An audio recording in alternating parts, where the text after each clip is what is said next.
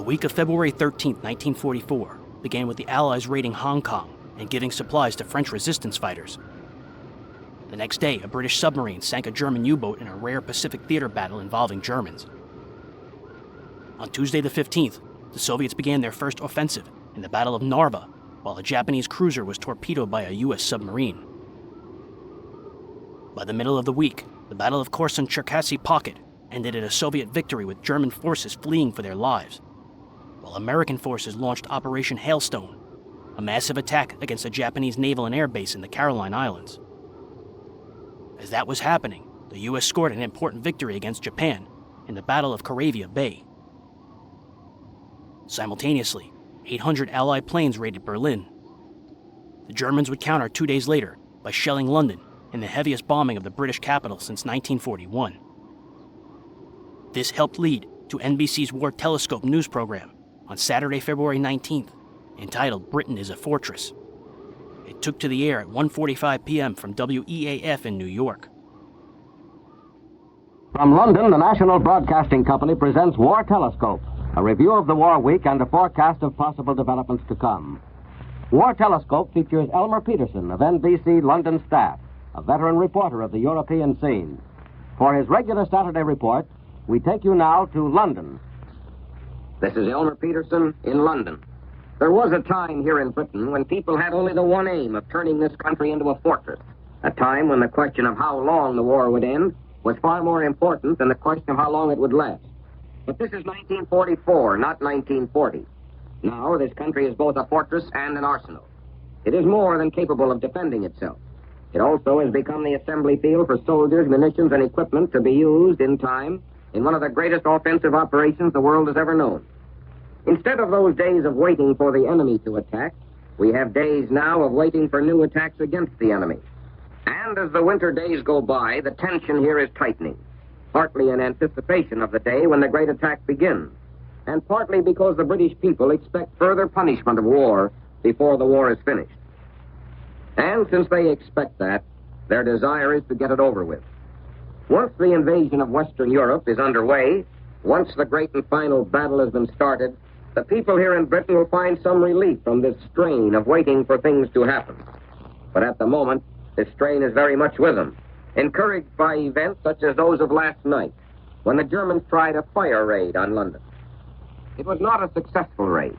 It was a spectacular raid, with flares and searchlights and sprays of rocket shells going up, with the enemy dropping a considerable number of incendiary bombs, with a sky festooned with ribbons of light, with your ears deafened at times by the continuous reverberating thunder of London's great anti-aircraft guns. What fires were started were brought under control quickly. In one way, it was just another raid, and the people here have known many of them. But more and more, the reaction to these German raids develops the question, is this the beginning of the final German reprisal? Is this the beginning of the attacks on this country with which the Germans hope to block the invasion of Western Europe? It's a healthy attitude, this. It reflects the basically realistic attitude which the British people still retain towards the war, when all is said and done. We have had our periods of over-optimism here in Britain, our periods of believing that victory was just around the corner. We have had our predictions that the end was not far off. But few, if any, Britons have ever thought that final victory would be achieved without further penalty upon this country. Britain has become a fortress, it's true. But living in a fortress does not mean that you are immune from attack. And this is something the British people are fully aware of. They were aware of it last night as the fire services battled the fires that were started. They were aware of it as for minutes on end the sky above was pockmarked with bursting shrapnel and its quiet broken by the whine of airplane engines. But this much is clear. Whatever attacks the Germans do manage to make against this country in the future, the defenses of this country are ready and waiting. No matter what the Germans can put forth out of ingenuity and resourcefulness, and desperation for that matter, there will be effective countermeasures here in Britain. Among other things, it's announced that at least 3 enemy aircraft were brought down last night over their own bases on the continent. They were brought down by RAF planes which were over the continent for the specific purpose of knocking down those planes. It is further evidence of how British defenses against air raids include more than guns, but also some highly efficient night intruder squadrons. It's an unusual task in many ways that these night intruder squadrons have. And today I'd like to introduce to you to a young American who has a share in this. He's unusual himself, this young American, in that he's one of the few American airmen doing this sort of work. He's Lieutenant James Luma of Helena, Montana, a member of the 8th Air Force, but attached to a Canadian squadron, a squadron of these night intruders. His plane is the Mosquito. His particular battleground is the pitch darkness of the sky above German airfields on the continent. His specific task is to shoot down German bombers and night fighters as they returning to their own airfields after raids on this country. Lieutenant Luma is 21 years old. He's fairly tall with curly black hair and deep-set brown eyes.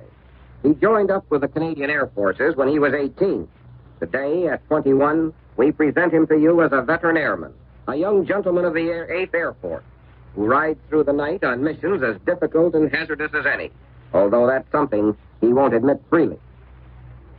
Before we let Lieutenant Luma do the talking, I'd like to give you a better picture of what he sees and does when he's in action.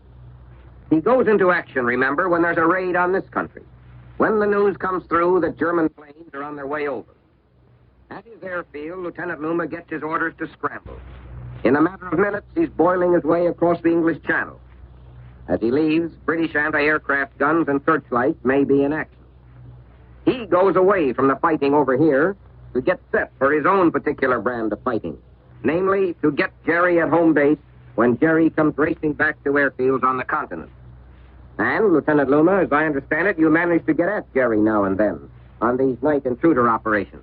Yes, our squadron has knocked quite a few down. Well, you've got two to your credit, I understand. Yes, we got them both over enemy territory. My navigator and myself, that is. Well, to me, Lieutenant, this job of flying at night in a plane as powerful and fast as the Mosquito must provide some strange sensations. Yeah, it does. It's a highly concentrated sort of work. That is, there's lots to do in flying and trying to find enemy planes in the dark. The sky is an awfully big place to go looking around at night. It's easy enough at times to find the airfields where the German planes are going to land. They're usually lighted up. Jerry planes try to sneak in, of course, with their lights off. And occasionally a German pilot will think he's safe and turn his lights off. That makes it fairly easy. Well, how can you tell, Lieutenant, when you have hit one of these German planes? Oh, you can tell easily enough. It's like watching a bit of dark shadow explode. Flame's up, and then you see the flame going down. Well, it's like sort of watching someone throw a big torch out of a high window. Afterwards, you can see the flames scattered about on the ground below you, just as though someone had kicked a campfire around. Well, what impression do you get, Lieutenant, of a raid on this country as you see it from the air? It doesn't seem very real for the most part. And when we go out, we can look up into the night and see ack-ack shells exploding around enemy planes. Make little yellow puffs of color. On the ground, there's a patchwork of little bits of flame. Sort of reminds you of a 4th of July celebration back home. We don't get more than a quick look at anything like that. It's when we happen to find ourselves going over a blacked-out German airfield or a German ack-ack ship that we get our share. Because we're flying fairly low, as a rule, we draw light flak. A lot of it is tracer bullets, which cut all sorts of fascinating patterns. Mostly red, but some green and yellow and white. All of which can cause you trouble, I take it. Yes, unfortunately. If it's behind you, you don't worry much. If it's coming up in front of you, it's bad. If it's coming up in front of you and going down behind you, it's really bad. But on the whole, our particular job is fairly safe. That's what you say. In that connection, Lieutenant, and speaking of these very mild adventures of yours, what would you consider your closest experience in this night intruder work? I think the time we went in at the wrong place on one of our first trips and got over an airfield and plenty of flak. In our efforts to get out, I smashed our compass. And in getting back to home, we ran over another airfield and got some more of the same. We were really glad to get home that time. I don't blame you. Well, now, you must work fairly fast in getting off the ground when you start off on these night intruder operations. Yeah, we have to figure a course out and get off our own airfield in a very short time. Well, it's a very effective work you're doing, Lieutenant. It does have its psychological effect on the Luftwaffe. Isn't that true? Yes, that is true. One reason the Jerry pilots are in a hurry to get back to their own fields is that they want to get to those fields before we do. Well, that's a brief picture of what Lieutenant James Luma of Helena, Montana is doing over here. Good luck to you, Lieutenant, and to the other members of your Canadian squadron.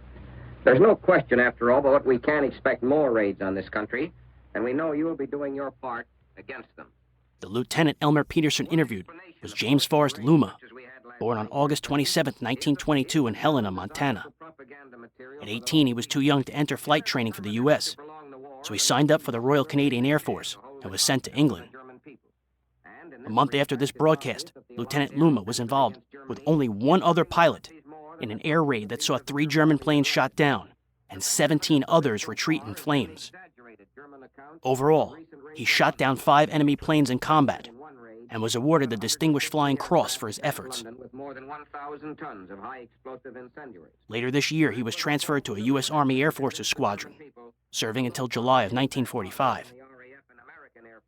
James Luma lived to be 96, passing away February 4, 2019, just shy of 75 years to the date of giving this interview to Elmer Peterson. And how London burns today. Another view here on this matter is that the Germans may be faking their accounts of raids on this country to test British reaction to new devices and weapons the Germans may be using. Be this as it may, we should be getting more and more evidence here that there is still a lot of fight left in the Germans. They may spring some unpleasant surprises during this war before it's over. We can, writes one London paper today, expect more raids and probably on a larger scale. There is much that can be done to tighten up and still further improve defenses here, and no effort must be spared to render London as impregnable as humanly possible. But there's another side to this. It should be borne in mind that the Germans are by no means going to have a free hand in whatever hopes and plans they have of prolonging this war. What is developing very rapidly now, as one sees the matter here in London, is a situation in which the German High Command is going to be forced to make new and difficult decisions. Decisions such as they never contemplated. Decisions which will complicate their defensive strategy. Up until now, the Germans have had what's known as defensive initiative. They've been able to use their reserves of men and planes and equipment with a certain amount of exactness. They've been able to take their time about making most of their decisions, and they've had time to move their forces here and there around the European fortress. But the pressure of circumstance, both military and political, is now closing in against this German defensive strategy, with Finland and Norway a good example. There's every likelihood the German High Command may soon be forced to make a rush withdrawal of their troops in North Finland and North Norway. In fact, there are reports that the withdrawal from North Finland is already underway. And once these withdrawals start, the German High Command will be involved in an endless chain of decisions. Their problem of balancing their reserves against the weakest points in their defense lines will become more and more difficult. It's a game that the German High Command will play as long as it can. But every month that passes now, the game will become more difficult. And the great and deciding factor in the end is going to be the Allied air offensive against Germany in the months to come. The day after this broadcast, the Allies launched Big Week, a 6-day strategic bombing campaign against the Third Reich, while Erwin Rommel completed a 4-day inspection tour of Germany's Atlantic Wall, which stretched from southern France all the way to northern Norway. He reported to Hitler that the German coastal defenses were up to all requirements, but the Germans knew that the day of a full-scale Western European invasion by the Allied powers was coming. He will undoubtedly be questioned about Russian-Polish relationships, which show signs of improvement. For more and more here in Britain, one grows conscious now of the problems of peace. Not only the question of new frontiers and the immediate requirements of restoring order, but the question of what the people of Europe are going to be like after 4 years and more of German occupation. The British weekly, The Economist, takes up this matter in an article called Outlaw Europe, pointing out that the coming invasion of Western Europe is more than a military matter. It's also something that will add to the great social and political upheaval in Europe. The Economist doesn't paint a very pretty picture of what we may find in Europe when the fighting is over. What it asks have these years of war, the looting, the bombing, the scorched earth policies, the black markets, the outlaw bands of underground patriots. What have all these things done to the normal life and the normal values of ordinarily law-abiding people? What about the deep and lasting hatreds that have been given to some people? What about the confusion of ideas as to what people want? What about the radical ideas that have developed? It's something that makes you conscious, after all, of the difference between planning the post-war future here in Britain and America and planning that same future for European countries. Here, plans are going ahead for all sorts of reforms in state medical services, new educational facilities, and the like. And there's great interest here in the newly announced plans for the switchover of America from war to peace. Here, the post-war problems will not be too difficult, after all. But in Europe, as The Economist points out, the problems may be tragic in many ways, largely because the people of Europe, in their desperate struggle for bare survival, have had so little time and energy for political thought or thinking ahead. This is Elmer Peterson in London, saying goodbye on this program until this time next week. You have been listening to War Telescope, a weekly report on the war as seen from London by Elmer Peterson. This is the National Broadcasting Company. Bye.